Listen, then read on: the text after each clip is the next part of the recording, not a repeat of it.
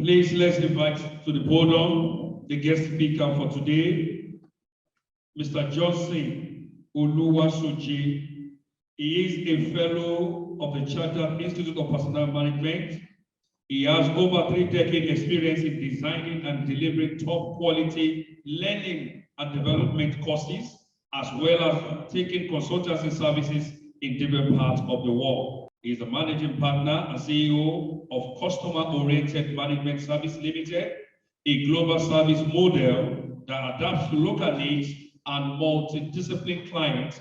Mr. Johnson is RIPA, Royal Institute of Public Administration member, United Kingdom, National Training Laboratories, United States, certified in training human interaction, laboratory, and consulting. He is also certified in targeted selection, recruitment, change management, project management, and situation leadership. He is an accredited management trainer by the National Council for Management Development.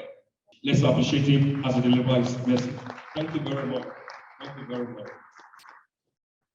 Mr. Chairman of today, TPL Olutoyin Ayinde, and his very beautiful wife.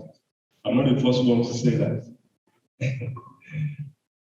The Regional Director of CILG, Dr. Ojaro Tade, all other members of the high table, all other protocols duly observed. I'd like to start by thanking the management of CILG for this privilege given to me to deliver this lecture. I want to say that I don't take it for granted. I appreciate you, and I believe this is marking the beginning of greater things to come.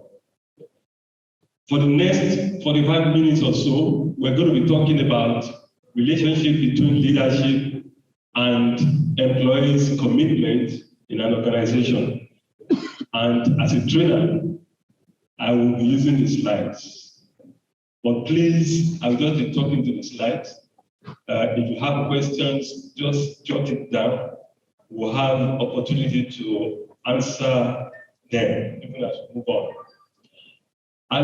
By way of preamble, I'd like to start by saying that Chartered Institute of Leadership and Governance, CILG, is a professional body established under the law of the state of New Mexico, USA, to build and implement leadership and governance skills in the administration of duties. CILG has a Nigerian chapter with Dr. Ojaro Tade as the country director. I think that's a common knowledge, and so we don't have to debate it. But I'd like to start proper by going through this quotation from one distinguished son of Africa, Dr. Mo Ibrahim. He says there is a crisis of leadership and governance in Africa, and we all have to face it. He said this, and what that means is that 2 key crises we have in Africa generally and Nigeria in particular is the fact that there is crisis of leadership and governance. Therefore, an institute that brings it together, leadership and governance, is very much needed in Nigeria at this point in time. And that underscores the importance of the Chartered Institute of Leadership and Governance at this moment in the history of Nigeria. He went further to say, for those of us who may want to know Mo Ibrahim more, he's an African, a Sudanese born, but British by nationality, so he's a British billionaire that founded Celtel. But more importantly, he is the founder and chairman of Mo Ibrahim Foundation, established in 2006 to support good governance and exceptional leadership in Africa. And I want to believe this will be of importance, of note, to the shattered leadership and governance. So that's more for you. Now, moving on, I'd like to say, I've mentioned it, that these two initiatives are needed very much in Nigeria as at now. That is leadership and governance. And so strong leadership and governance processes are vital for organizations in, to survive in this period of VUCA. And I know many of us will have heard of VUCA. And what we are saying is to move VUCA from the negative to the positive, we need these two initiatives, leadership and governance. And what do we mean by VUCA? VUCA is talking about, it's an acronym for volatility, that is, the environment is volatile now. The environment is uncertain, the environment is complex, and it is ambiguous. That is VUCA, negative VUCA. But we need, as we are going to see in the next slide, we need leadership, good leadership and governance to move from negative VUCA to positive VUCA, as we are going to see later. Leadership is the key internal driving force behind governance outcome in organization, just trying to bring together governance and leadership. The institutes which we are in, which we belong. Leadership provides the motivation and impetus to make corporate governance effective. And so they are like Siamese twins. Leadership and governance are like Siamese twins. You need good governance. They actually are symbiotic. You need good leadership to bring about good governance. And to engender good leadership, you also need good governance, as it were. So leadership provides the motivation and the impetus to make corporate governance effective. When I said good leadership engender good governance to transform negative VUCA to positive VUCA, we are saying that we need effective leadership and governance for us to move from volatility to vision, to clear vision. We need it to move from uncertainty to understanding. We need good governance and leadership to move from complexity to clarity, and then from ambiguity to agility. We need good governance and good leadership. So VUCA can be transformed through good leadership and good governance. Now, combining these two, I have said leadership and governance, they are just Siamese twins. And those are the things needed most in this part of the world as of now. And that is underscored by the position of Mo Ibrahim. And no wonder he founded that foundation basically to support good governance and effective leadership. Ideally, leadership and governance, we have a symbiotic relationship. That's it. Ideally, it should be symbiotic. Good leadership can energize governance, while good governance can serve to sustain leadership. So they are sort of symbiotic, as it were. Therefore, in most worthy institutes, combining these two is the institute to which we belong. I was expecting you will give yourself a round of applause. If you belong to an organization or an institute that is combining these two important initiatives. And so the agenda I have briefly for this morning is to talk about this leadership and governance that we've spoken about.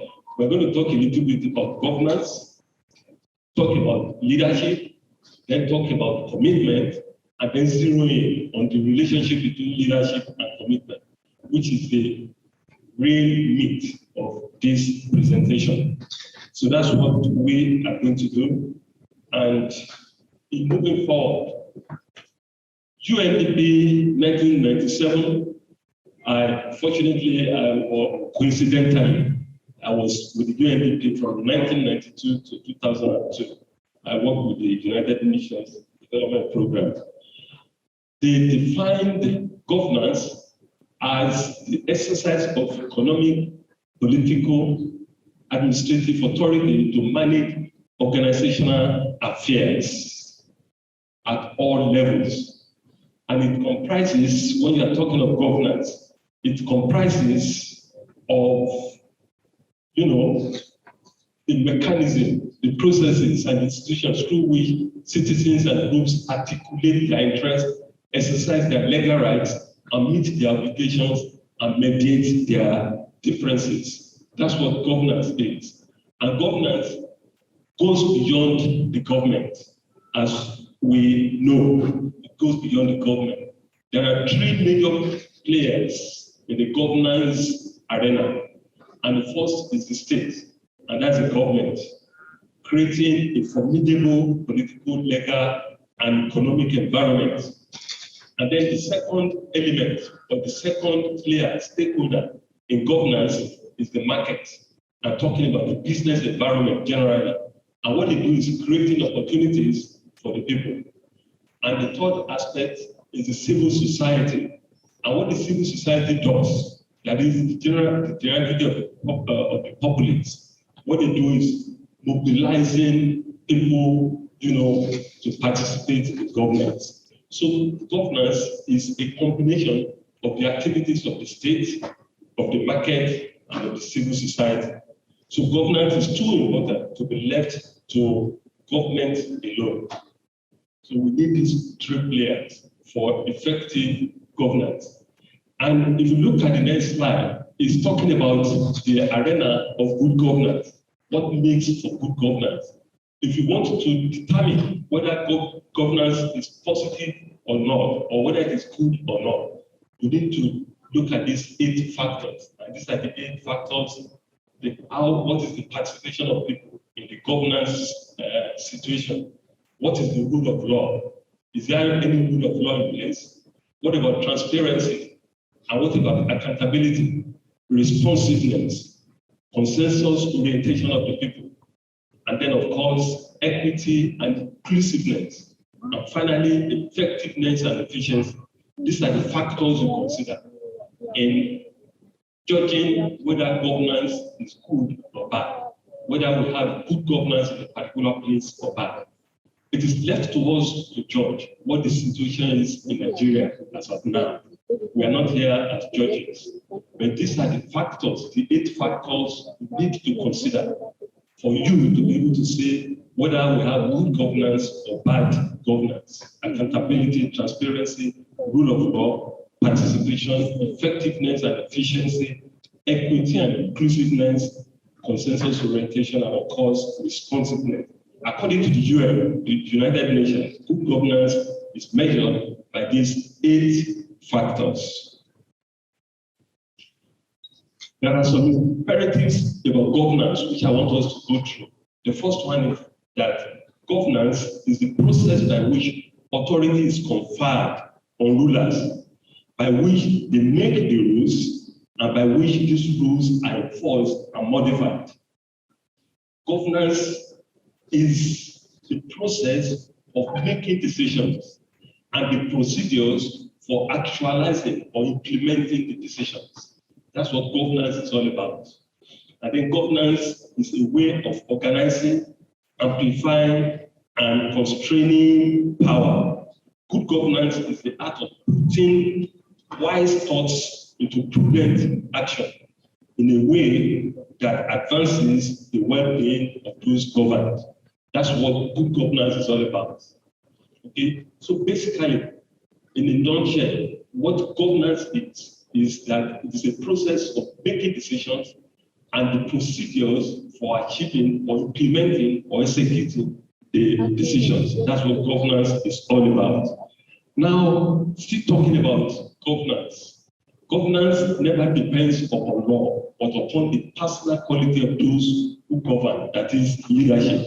And this underscores the importance of leadership in governance again. When you have good governance, the people rejoice, and vice versa. And leadership is so important in governance to the extent that there is a paradigm that says a team of sheep led by a lion will defeat a team of lions led by a sheep. Did you get that? A team of sheep led by a lion will easily defeat a team of lions led by a sheep. That underscores the importance of leadership, particularly when it comes to governance. So, great leaders always strive for good governance. The machinery of government is always subordinate to the will of those who administer that machinery.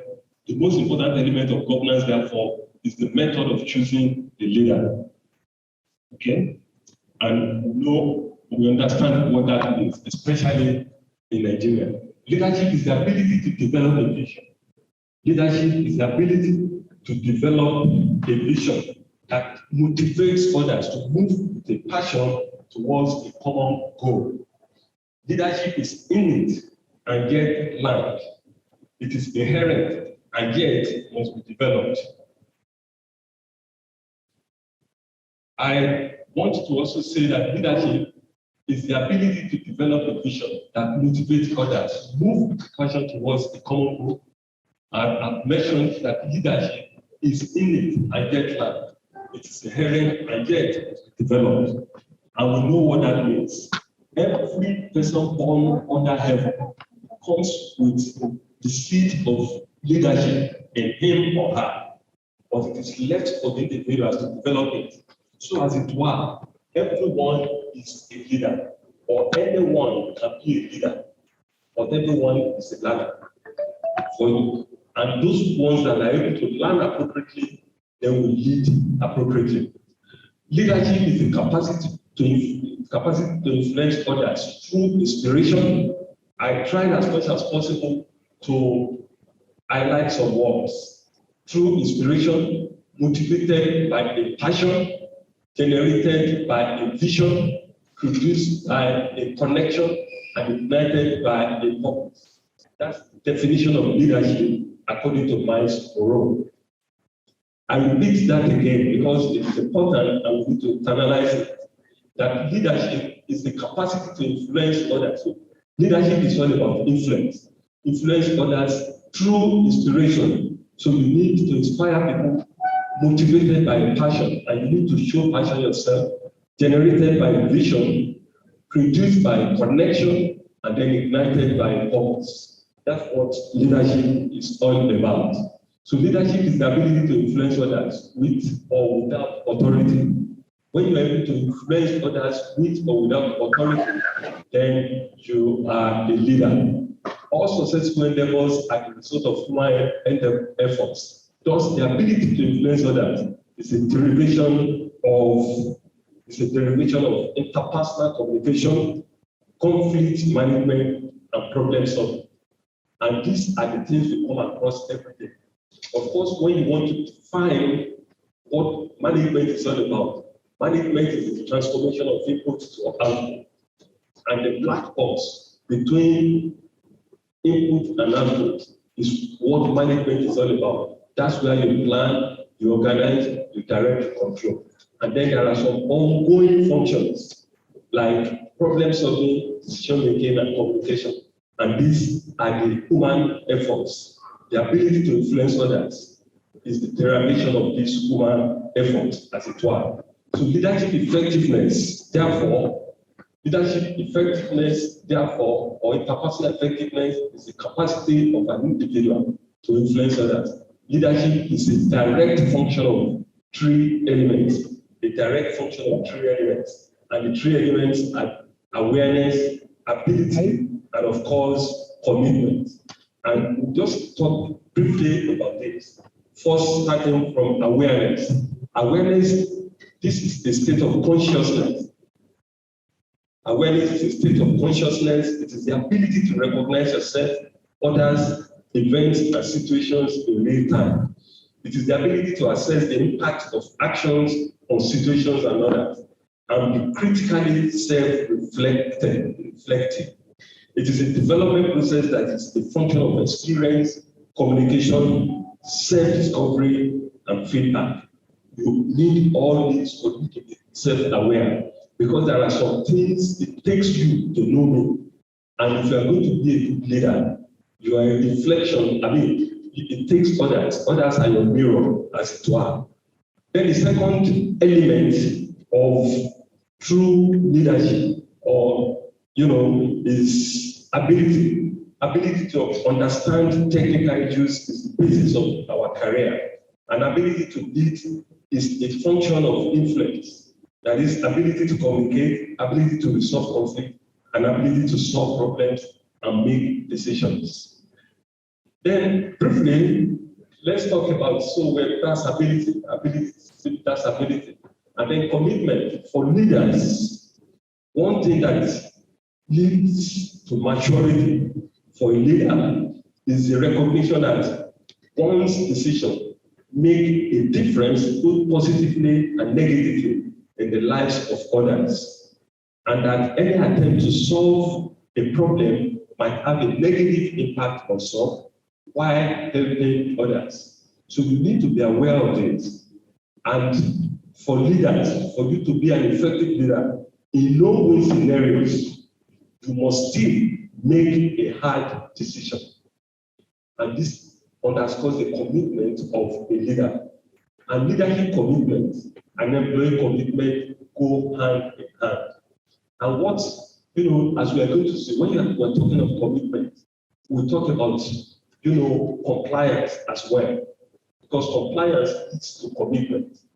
And why commitment is internalized, interesting in an individual, commitment is internal, interesting in the individual, compliance is contagious. And so as leaders, we need to be committed for our employees or your followers to be committed. Now, let's just look at some attributes of a leader: passion, integrity, honesty, trust. Trust dimension of leaders is very important, because leadership is all about relationship, and relationship is all about trust. And so trust is very important when it comes to leadership. And so we have curiosity too. As a leader, we are all learners. And so we need to be curious. So curiosity is one attribute of a good leader. Risk taking, dedication, charisma, listening, guiding vision, and emotional intelligence. All these are attributes of a good leader, as it were. Now, we'll be talking about leadership. Now, let's go further to talk about leadership and look at some imperatives. The key to success in every human endeavor lies in the ability to lead others successfully. In other words, everything rises and falls on leadership. Leadership is very important. When you have good leaders in a particular place, then you can be sure the employees will go. But when the leader is bad, the tendency because it is compliant, which is contagious, the tendency is for the followers or the employees to also be bad. So leadership is influence, no more, no less.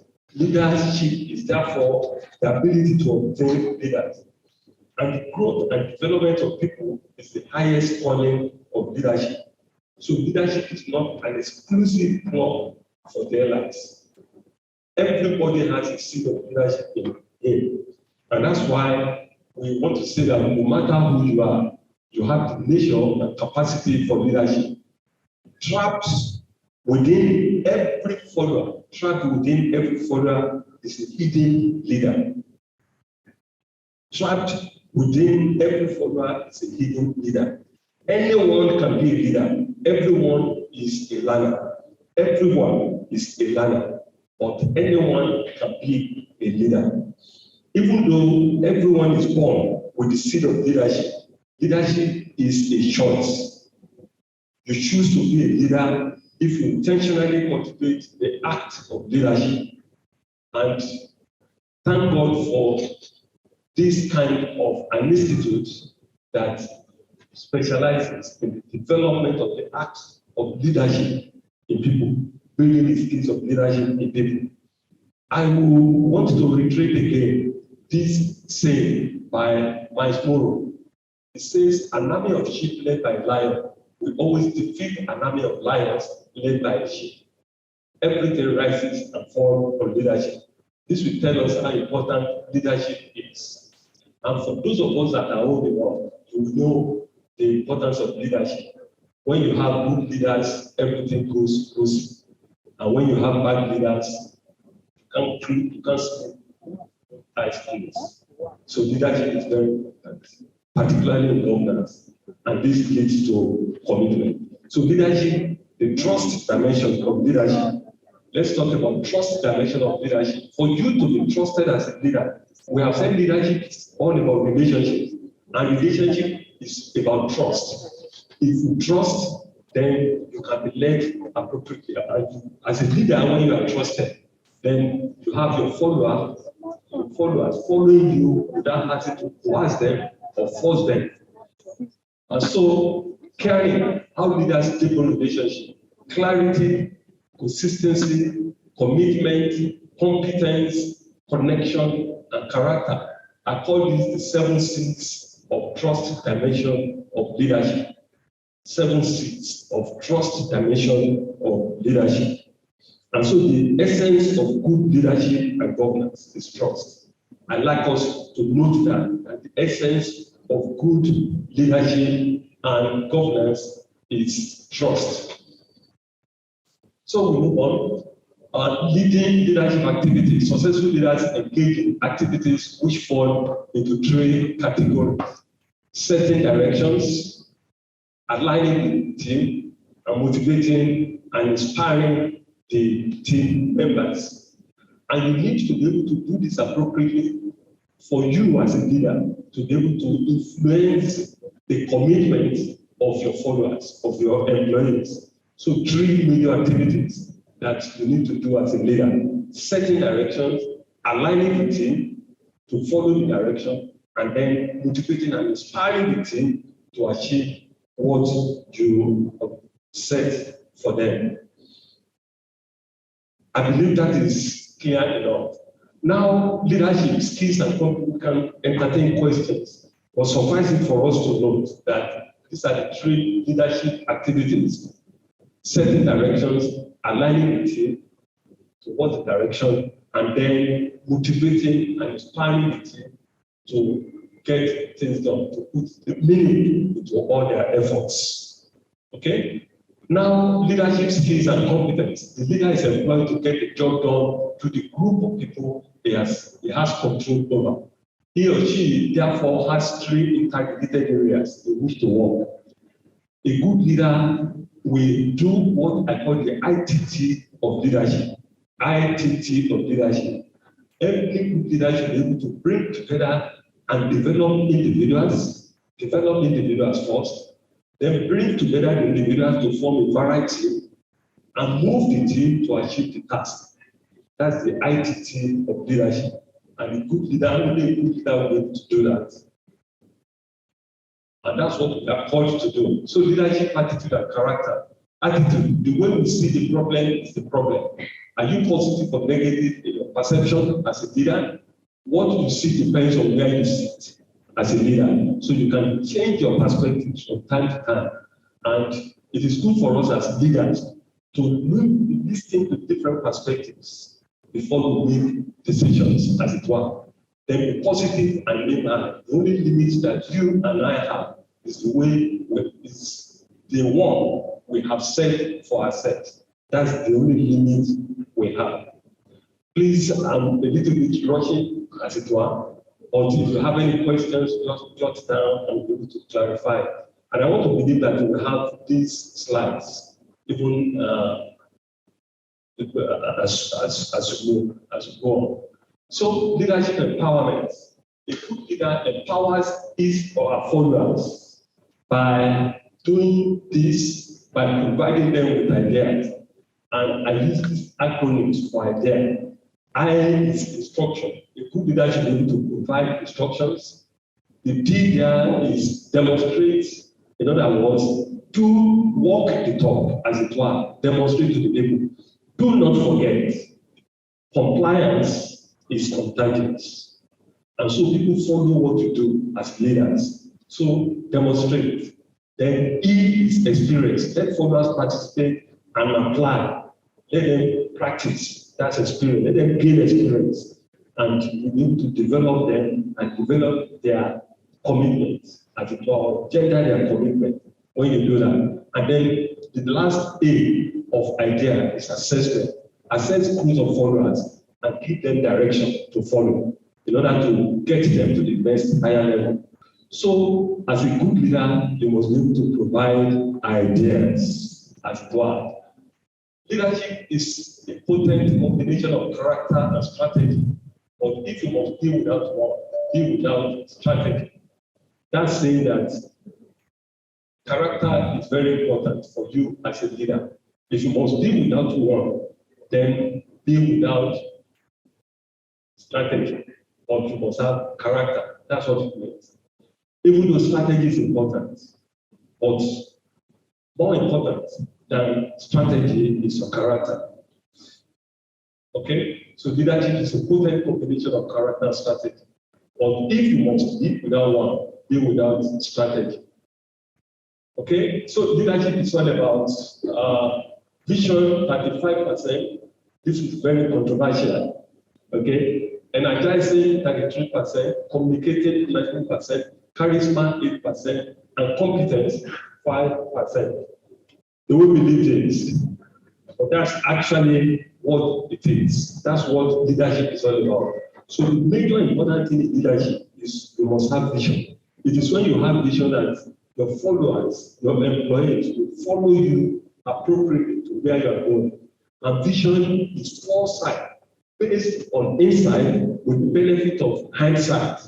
And so you must be able to demonstrate good hindsight, good foresight, and good insight, as it were. That will not permit us to go into which is the best out of insight, foresight, and hindsight. But suffice it for us to know that vision is very important for a leader.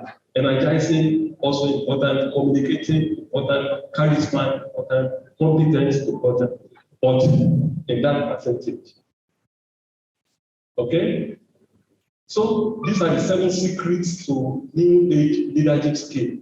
Creative thinker. So as a leader, you must be a creative thinker, as it were. And then of course, 80% of people to be actively. And so if you are a creative thinker and you are proactive, then you will be a proper leader indeed. Then the second is change readiness. Most people do resist change.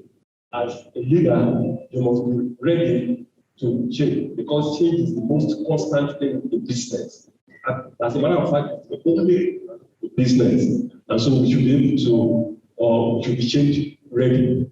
Architect, as a leader, be a cultural crafter, continuous improvement, authenticity, coach and facilitator, and visionary. Vision provides, and we'll continue to talk about that. Leadership and teamwork. True leaders have an attitude of teamwork. They do not care who gets the credit. That's what good leaders are. They do not care who gets the credit. Leadership success is measured by how much work one can accomplish through the team. That's how we measure leadership accomplishment. Leaders' expectations of followers and their expectations of themselves are the key factors in how well people perform at work. So if you are looking for leadership and looking at the relationship with commitment, then one thing you should do is you should believe, you should expect your employees to do well. And that's what is called Pygmalion in management. In management, there is this law of self-fulfilling prophecy. Law of self-fulfilling prophecy. That's what is called Pygmalion in management. What you expect from your employee and what they expect from themselves will determine what they'll be able to do, what they'll be able to achieve, what they'll be able to, their performance, to determine. And so what that is telling us is we must expect good from our followers and we must encourage them to expect good from themselves. It is only then that they will perform. So the power of expectation cannot be overestimated. The power of expectation cannot be overestimated. Now let's talk about situational leadership. You are a good leader when you are able to deal with the prevailing situation, when your leadership is geared to the prevailing situation. That's the contingency theory of management. That's what it is telling us. And you're a good leader when you're able to use different strokes for different folks, as it were. Because there is nothing so unequal as the equal treatment of unequals, or the unequal treatment of equals. There is nothing as unequal as that. And so, as a leader, you must be able to know who your followers are and meet them at the point of their needs. That is what we mean by saying different strokes for different folks. So every follower has big performance potentials. You just need to know where they are coming from, and meet them there. Situational leadership is not something due to people, but it is something due with people. So situational leadership is not something due to people, it is something due with people. That's what situational leadership is. And so you're a good leader when you are able to behave according to your followers. In other words, you are able to meet your followers at the point of their needs. You know their abilities, you know their motivation, and you use the level of their ability and motivation to know the kind of leadership you will give the individuals. And as we are going to see later, as a leader, you need to individualize, you need to go individual and treat your followers individually. It is then you can engender their commitment and make them produce at the upper limit of their capability. That's what leadership is all about. So more about leadership. Leadership is the capacity to translate vision into reality. Leadership is an action and example. It is not a position or title. It's an action and giving an example. Let people live by example, as it were. And it is not a position or a title. So when they say they are a leader, it's not a position or a title, because anybody can be a leader. But what it means is through your action and your example you give, that is going to show whether you are a leader or not. So leadership is an action, an example, not a position or title. If your action inspired others to dream more, to learn more, to do more, and become more, then you are a leader. There are 4 ingredients to leadership, and the 4 ingredients are the brain, as it were, soul, and then of course the heart and the goodness. So you are talking of the head, the hands, the nerves, and the good heart. That's what makes a good leader. Okay? And so let's briefly talk about leadership types, or what some people will call leadership styles.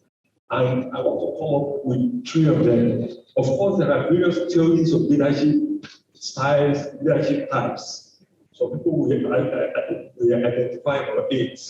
You have the democratic leadership, you have the autocratic leadership, you have the laissez-faire leadership, you have the strategic leadership, you have the transformational leadership, you have the transactional leadership, you have the coach leadership style, and then you have the bureaucratic leadership.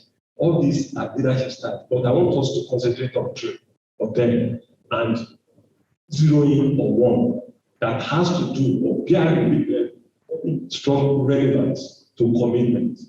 And that's what we are going to do. So we talked about, we mentioned that determines the 8 leadership styles people commonly talk about, but the 3 of them that are very germane is the laissez-faire leadership. And that's when the leader has total trust and reliance on the followers and does not micromanage.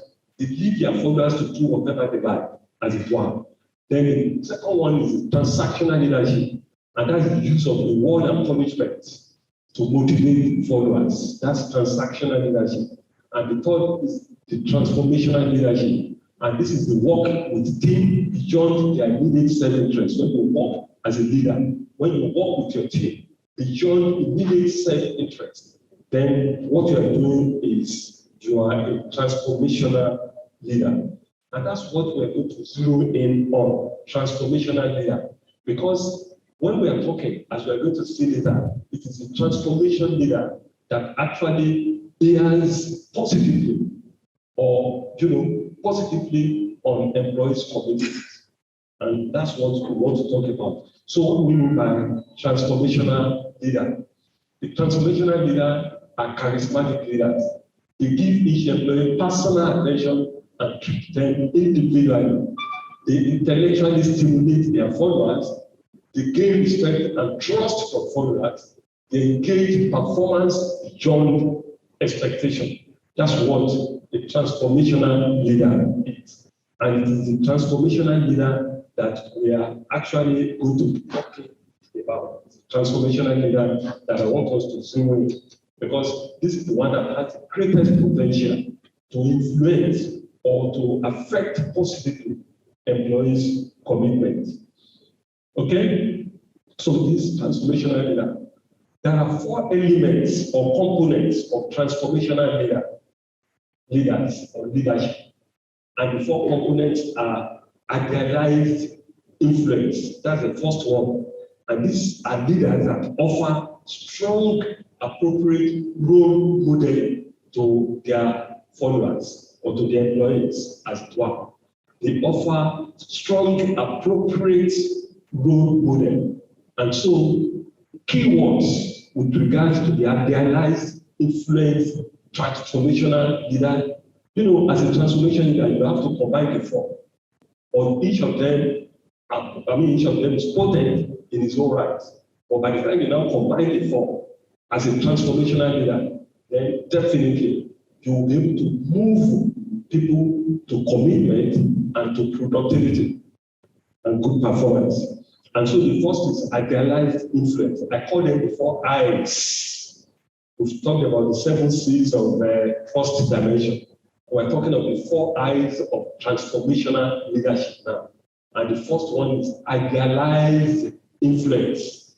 And this is when you are purpose-driven as a leader, and you are a role model, and you walk the talk. You walk the talk. And when you walk the talk, what you are saying is you are leading by example. And don't forget, when we are talking of leading by example, this you are compliant. And compliance is always contagious. When you will comply, others will follow you willingly without having to coerce them. And so, if you are a leader without authority, you can still influence people through, your idealized influence, as it were. The second I is the inspirational motivation. And these are the leaders that take a compelling vision for their teams. In other words, they make sure that their team are focused. And so they inspire followers, they give clear vision, and they are optimistic. And then, of course, inclusiveness is their key word. They involve others in the operational arena, as it were. And the third I are the individualized consideration.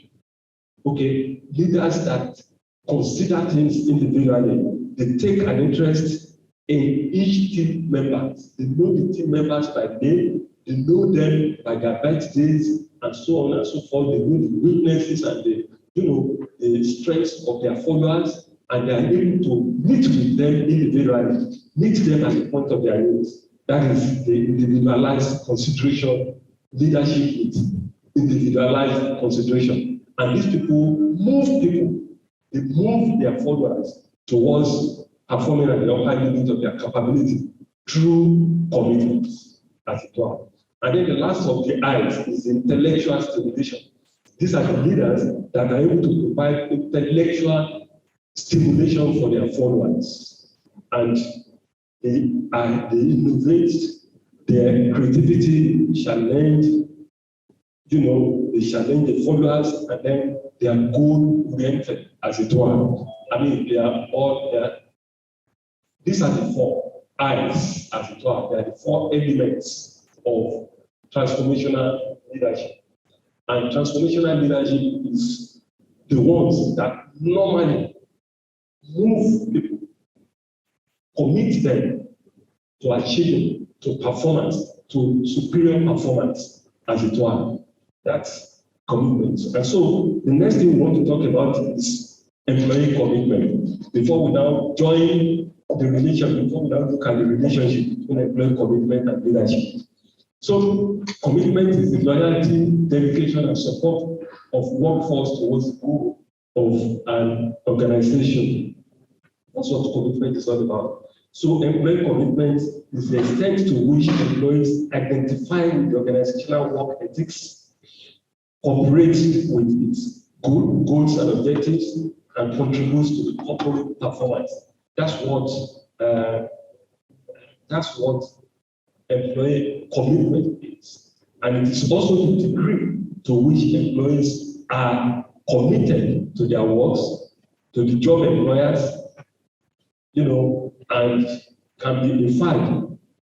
The way you can know the commitment of employees is through their work, their job.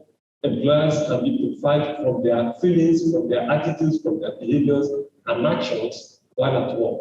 So it is through their feelings, their attitudes, their behaviors and action at work that you will know whether a particular employee is committed or not. Now, still talking about employee commitment. Employee commitment comes from employees who believe their future is tied to that of the organization and their willingness to make personal sacrifices for the organization. People who are committed to an organization or efforts truly believe that it is important, and they show up, they follow through, and they stick with it. Committed people are cooperative, more effective, and they don't give up. That's what committed people is. Now, let's look at, when we're talking of commitment, let's look at the level of enrollment and commitment to change. That is high, and this is low. There are organizations will have employees. When employees are actively resistant, then they are low in their level of enrollment and commitment in the organization, or to change and to performance, as it were. Then, after active resistance, you have some people that are maliciously compliant, malicious compliance. Okay, they say we should do this, let's do it, but they are not doing it with their heart. So their commitment is not from the heart, as it were. And then it moves from there to some employees that are indifferent. They don't have any. Their level of enrollment to the change and commitment is very low. I mean, it's like they don't have any. It's non-existent. It's not negative, it's not positive. But what's the positive? Are those people who grudgingly compliant. Okay, they say we should do it, let's give it a try. And that is better than, malicious compliance. So grudging compliance is better than malicious compliance. Then you now have at the top, towards the high level of enrollment, you have those that formally are compliant. So that is formal compliance, and then genuine compliance, and greatest of it is commitment. Commitment is the height of it. That's high. And a great change and great performance can be achieved with the mix of those three above, of these three. You can have this to be this. Great change can be achieved with the mix of these three. Commitment, genuine compliance, and formal compliance. But like I said, commitment is intrinsic, it's internal to individuals. So it is internal to people. Commitment is internal to people. It is a choice made individually. That's commitment. But how can you bring about commitment? It is through compliance. And why? It is because compliance is contagious. In other words, when somebody is compliant, easily people will comply. People will fall in place. So when the leader is compliant, then the employees, will follow through. They will follow willingly. And that's what compliance is all about. So compliance is contagious, as it were, whereas commitment is internal, it is intrinsic. It is a choice that can be made individually. Now let's look at some commitment imperatives. And the first one is successful organizations build strong, sustained commitment. Successful organizations build strong and sustained commitment. Commitment to change the organization is evident when people invest resources, when they invest their time, their energy, to enhance desired outcomes. When they consistently pursue the goals, when they stand fast, determined and persistent, when they apply creativity, ingenuity, and resourcefulness to resolve problems. Commitment is the glue that bonds people and their goals. Commitment is the key source of energy that propels people and organizations. That's what commitment is all about. But there are different kinds of commitments, and we're going to mention three of them very briefly. The first one is affective commitment. The second one is continuous commitment, and the third one is normative commitment. Okay? And then we'll see what they mean. Affective commitment is when employees who feel a sense of affective commitment identify with the organization, accept the goals and value, and are more willing to enact or to exert extra effort on behalf of the organization. That's affective commitment. They continue working for an organization because they agree with it and desire to remain there. Employee with a strong, effective commitment remains with the organization because they want it. So please, I've differentiated this. They want it. We will see the difference between the affective, the continuous, and then the normative, even as we move on. And so that's so the affective commitment, employee with strong affective commitment remains with the organization because they want it. And they work within the organization because they want it. So they do it affectively, with affection, with their heart, as it were. So there are some commitments that comes from their heart. And that's affective commitment. Then the second is a continuous commitment. Continuous commitment exists when there is a profit associated with staying and a cost associated with living. So there are some people, it is because of what they are getting, not because they love working for the organization, but what they are getting and what they will lose if they leave, that they are working within the organization. Those are people with continuous commitment. They continue working for an organization because they can't afford to leave. Employees with a strong, continuous commitment want to remain with the organization because they need it. The first one is because they want it. Affective is because they want it. Continuous is because they need it. Okay? Whereas normative commitment is because they ought it. They ought it. And normative commitment builds a sense of obligation-based commitment among employees. They continue working for an organization because they face pressure from others to remain. Employees with a strong normative commitment remains with the organization because they ought it. Whereas affective commitment is because they want it. The continuous commitment is because they need it. Whereas the normative commitment is because they ought it. They ought it. So therefore, the strongest of these three is the affective commitment. And so it is you as a leader, if you want your leadership to affect or to build good relationship, positive relationship with employees' commitment, then you need to look and work towards their affective commitments. Okay? So factors influencing employee commitments: remuneration, past success of the company, training and development, leadership, working environment, team cooperations, organizational structure, job design, all these and some more.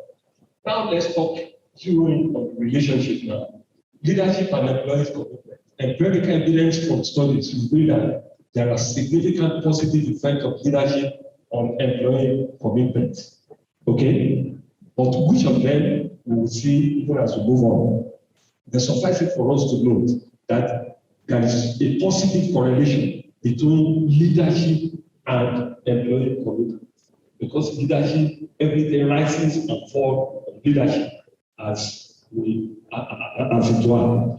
Now, employee commitment was influenced the most by transformational leadership style when compared with transactional and laissez-faire leadership style. Strong relationship between superior and subordinate creates healthy employee commitment, which leads an organization towards standard growth. So there has to be a strong relationship between the leader and the led, the superior, the subordinate.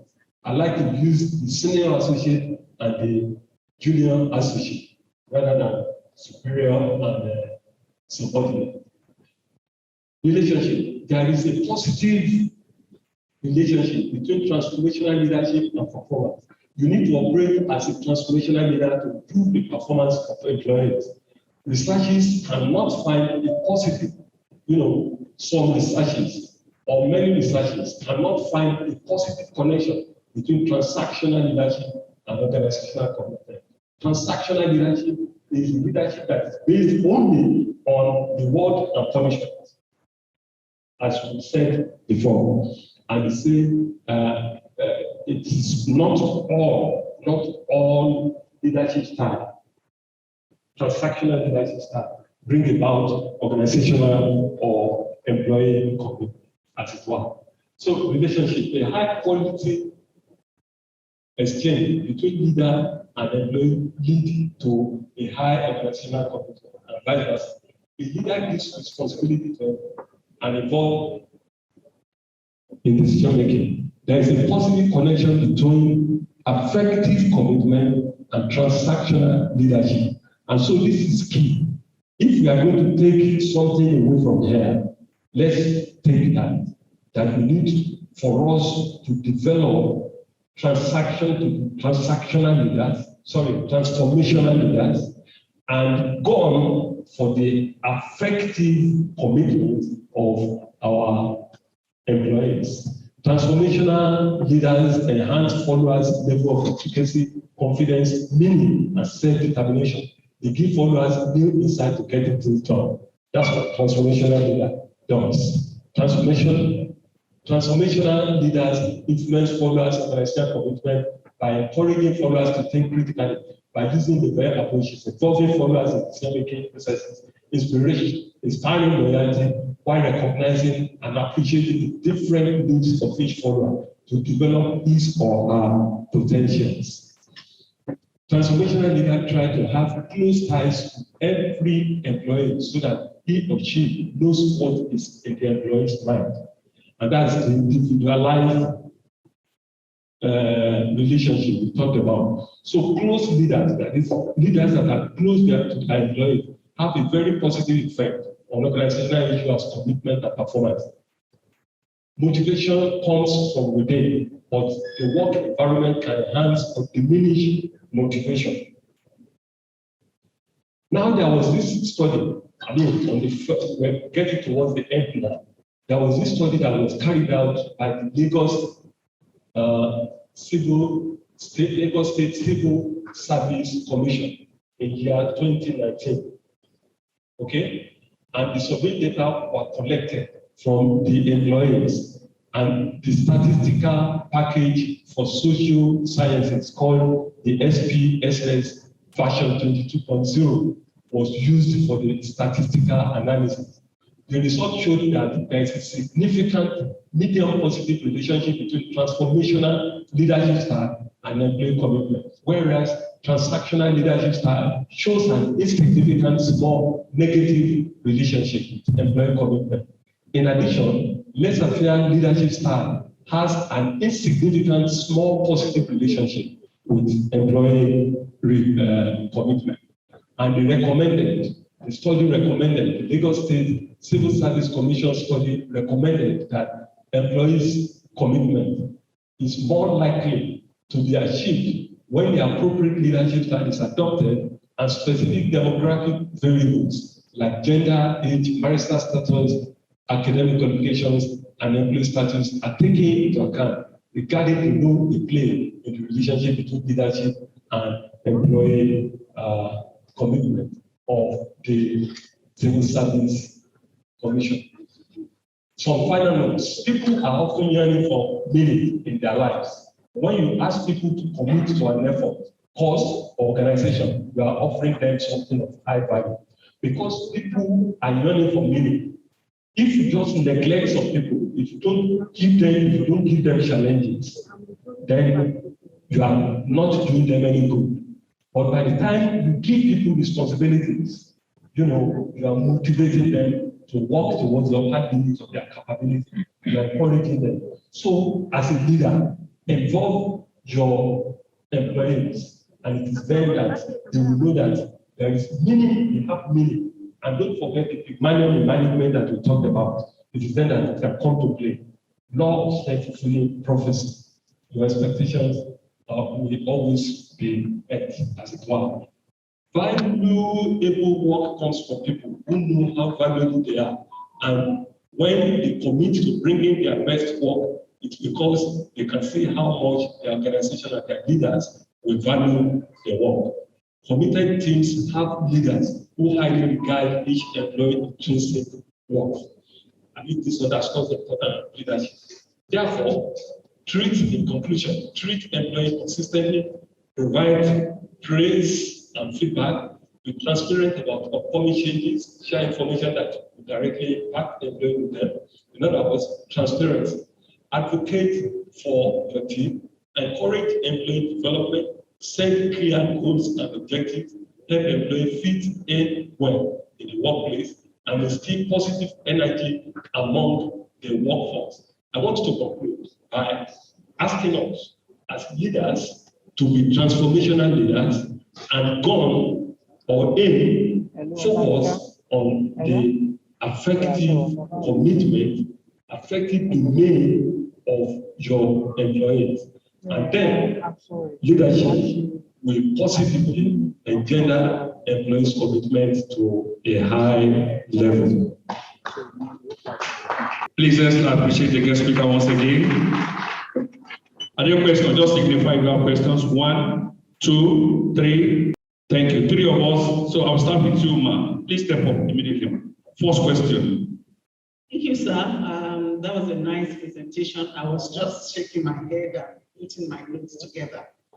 My comment is not really a question, it's on the transformational leadership. And when you have looked at the type of employee commitment, I know that a lot of people, and I will be saying that for most people, stay in organizations because they need it, not necessarily because they want it, kind of. I know that in the past, loyalty was a major thing in organizations where you stay for a long time, you look at the number of years you stayed. But nowadays, there's always this, why do you want to stay in an organization for so long? Why don't you make a change?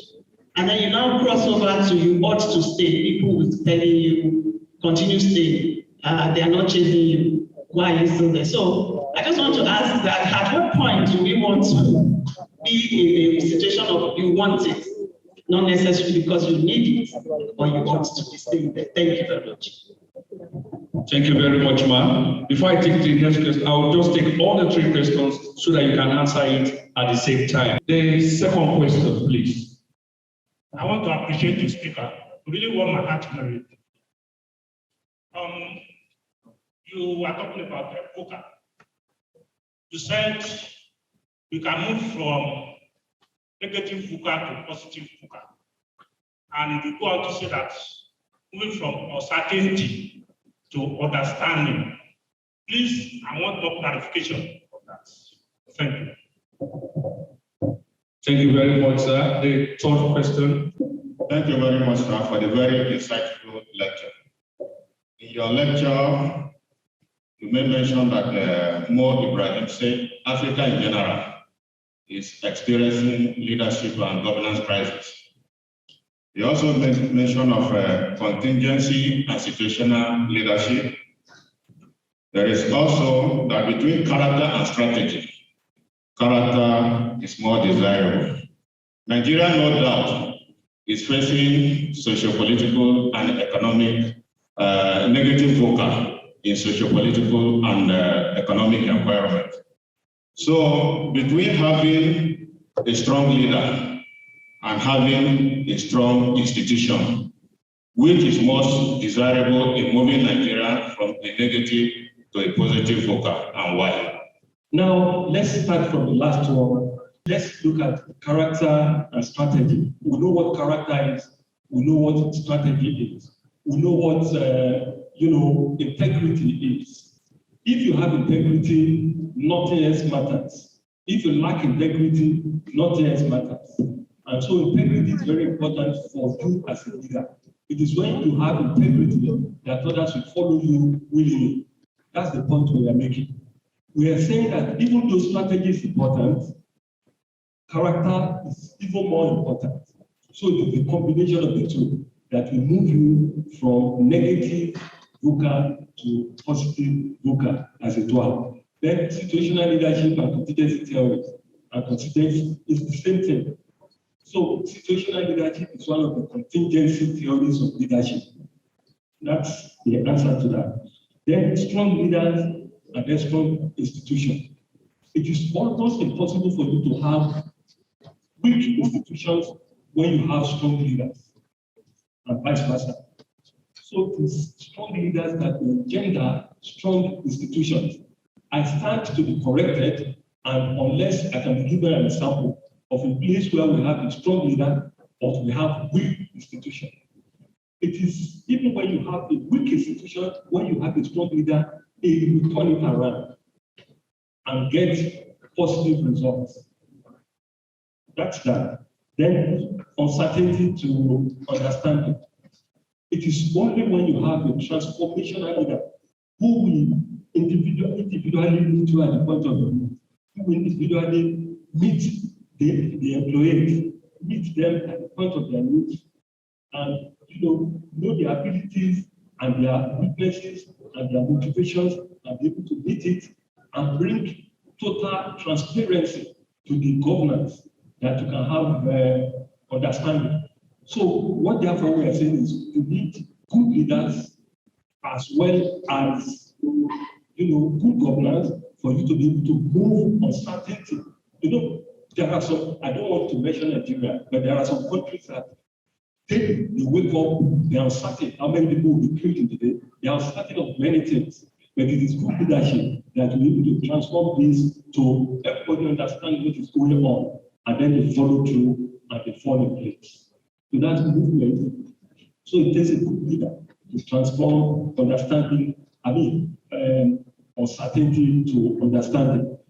At what point do we move from I did it, that is continuous commitment, to I want it, effective commitment? The fact is, I want to believe that when you first get to a particular working situation, the first thing you will have is, normative commitment. Okay, I ought to be here, let me be there, so I ought it. And then as you move forward, and as your leader lead you, focus your attention, then you move ahead to, I need it. So I need it. That is continuous compliance, commitment. And finally, at the point when your act has been dealt with, when you are now having love for the organization, then you want to move from I need it to I want this thing. My life is attached to it. I'm affectionately connected with it. And then you move from I need it to I want it. That's. Thank you very much, sir. I hope your questions have been adequately answered. Let's appreciate the guest speaker.